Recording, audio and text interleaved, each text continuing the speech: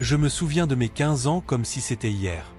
C'était une époque où tout semblait confus et où chaque jour apportait son lot de questions.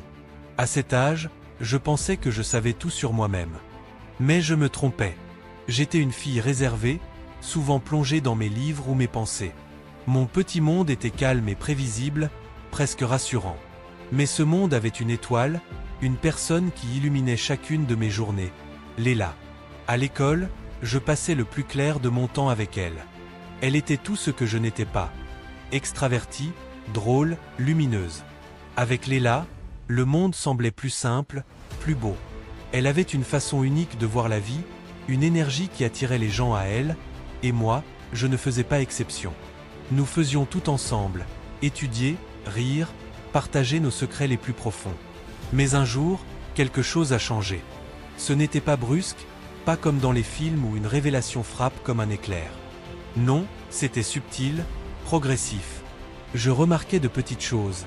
La façon dont son rire faisait battre mon cœur un peu plus vite, ou comment ses yeux semblaient capturer toute la lumière autour d'eux. À chaque fois qu'elle riait ou tournait la tête vers moi avec ce sourire si particulier, j'avais l'impression que le temps s'arrêtait. Au début, j'ai ignoré ses sentiments. Je me disais que c'était normal, que c'était juste une amitié intense. N'étions-nous pas simplement deux meilleurs amis inséparables? Mais ces sensations étaient différentes. Elles étaient plus profondes, plus intenses. À chaque fois qu'elle me souriait ou effleurait ma main par accident, je sentais un frisson que je ne pouvais pas expliquer. C'était effrayant, et en même temps, irrésistible. Puis est venu ce jour fatidique. C'était un vendredi soir, et nous étions assises sur le toit de sa maison, regardant le ciel s'assombrir. Les toits étaient notre refuge, loin des bruits du monde, un endroit où nous pouvions être nous-mêmes. Léla adorait les étoiles. Elle disait toujours qu'elle lui rappelait qu'il y avait quelque chose de plus grand que nous, quelque chose de mystérieux et de beau. « À quoi tu penses » m'a-t-elle demandé, brisant le silence. J'ai hésité. Je voulais lui dire, mais les mots semblaient coincés dans ma gorge. Que pouvais-je répondre? Que mon cœur s'emballait chaque fois qu'elle était près de moi. Alors j'ai juste répondu, rien d'important. Elle a souri, ce sourire qui faisait fondre tout mon courage, et elle a murmuré. Tu sais, tu peux toujours tout me dire. Ce moment-là, je ne pourrai jamais l'oublier. C'était comme si le monde entier s'était arrêté, comme si le destin me donnait la permission d'être honnête. Alors, avec un nœud dans la gorge et les mains tremblantes, j'ai tout avoué. Léla, je crois que je t'aime. Pas comme une amie, mais vraiment, je t'aime. Le silence qui a suivi était insupportable. Mon cœur battait si fort que je pensais qu'il allait exploser. J'avais peur. Peur qu'elle me rejette, qu'elle me trouve étrange, que je perde la seule personne qui comptait pour moi. Je regardais ses yeux, cherchant une réponse, un signe. Mais au lieu de cela, elle a pris ma main et m'a dit « Je sais. Et je t'aime aussi ». Ces mots simples ont changé ma vie. À cet instant, toute la peur, toute la confusion ont disparu. Je n'étais plus seul.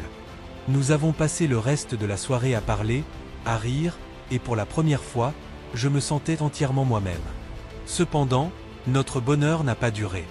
Le monde autour de nous n'était pas aussi compréhensif. Les rumeurs ont commencé à circuler à l'école. Les regards, les murmures, les moqueries, tout cela m'a donné envie de disparaître. Un jour, une fille de notre classe a crié dans le couloir. « Les filles comme toi n'ont pas leur place ici ». J'étais détruite. J'avais l'impression que le monde entier était contre moi. Mais Léla, elle, est restée forte. Elle m'a regardé dans les yeux, avec cette détermination qui la caractérisait, et m'a dit, peu importe ce qu'ils disent. Ton amour est valide. Tu es valide. Ces mots étaient ma bouée de sauvetage dans cette mer de jugement. Grâce à elle, j'ai appris à m'aimer pour qui j'étais, même si le monde ne le comprenait pas. Chaque jour, elle était là pour me rappeler que l'amour que nous partagions était beau, même s'il était différent. Aujourd'hui, en regardant en arrière, je réalise que ces moments difficiles m'ont rendue plus forte. Ils m'ont appris à me battre pour mon bonheur, à embrasser ma vérité, et surtout, à ne jamais avoir honte d'aimer. Léla n'était pas seulement ma première histoire d'amour. Elle était celle qui m'a appris à m'accepter. Alors, si vous traversez une période de doute ou de peur, souvenez-vous de ceci. Votre amour est beau, peu importe ce que les autres pensent. Vous méritez d'être aimé pour ce que vous êtes, pas pour ce que le monde attend de vous. Et surtout, N'oubliez jamais que vous êtes assez, exactement comme vous êtes.